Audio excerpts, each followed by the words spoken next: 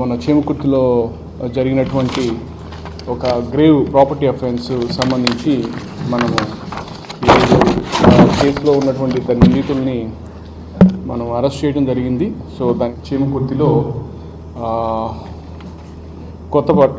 కొత్తపేట బజార్లో ఉన్నటువంటి నగేష్ బాబు అనే వారింట్లో దొంగతనం జరిగి దాదాపు 34 సవర్లు గోల్డ్, దాదాపు 6 లక్షల రూపాయల క్యాష్, అట్లాగే 1.5 kg సిల్వరు థెఫ్ట్ అయింది అని చెప్పి మనకు సమాచారం వచ్చిన మీద ఎస్డిపిఓ ఒంగోలు, సిఐ చేమకుర్తి వాళ్ళకు సంబంధించినటువంటి స్టాఫ్ అందరు కూడా, ఎస్ఐ సంపత్, మిగతా స్టాఫ్ అందరు కూడా వెళ్ళి అక్కడ ప్రాథమికంగా విచారించిన దాని మీద మనకు వచ్చినటువంటి అఫెండరు పైన రూఫ్లోంచి కిందకు వచ్చి అఫెన్స్ చేసినట్లుగా మనకు ప్రాథమికంగా తెలిసింది. సో వెంటనే మనము దీనికి సంబంధించి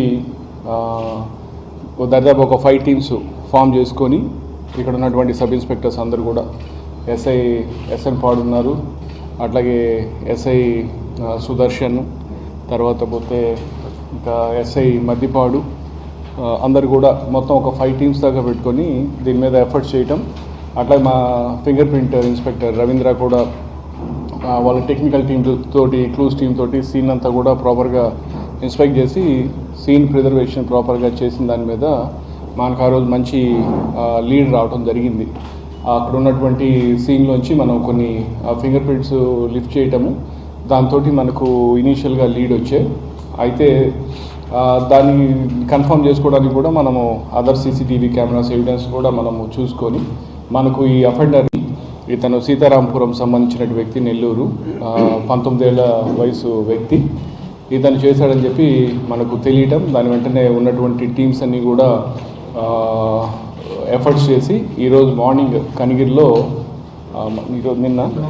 నిన్న కనిగిరిలో మనము శివాలయం టెంపుల్ దగ్గర ఇతన్ని పట్టుకోవడం, అతని దగ్గర ఈ గోల్డ్ అంతా కూడా ఇంటాక్ట్గా రికవర్ చేయడం, సిల్వర్ కూడా, అలాగే క్యాష్ని వాడు బ్యాంక్లో డిపాజిట్ చేశాం.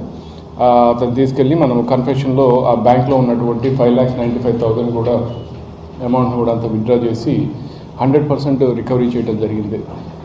ఎస్డిపిఓ ఒంగోలు శ్రీనివాస్కి, అట్లాగే సిఐ చేమకుర్తి ప్రసాద్కి, వాళ్ళందరి మొత్తం ఇతర ఎస్ఐస్ అందరి టీం అందరికీ కూడా నా అభినందనలు తెలియజేస్తున్నాను. అట్లాగే పార్టిసిపేట్ చేసిన వారందరికీ కూడా నా బెస్ట్ విషెస్ తెలియజేస్తున్నాను.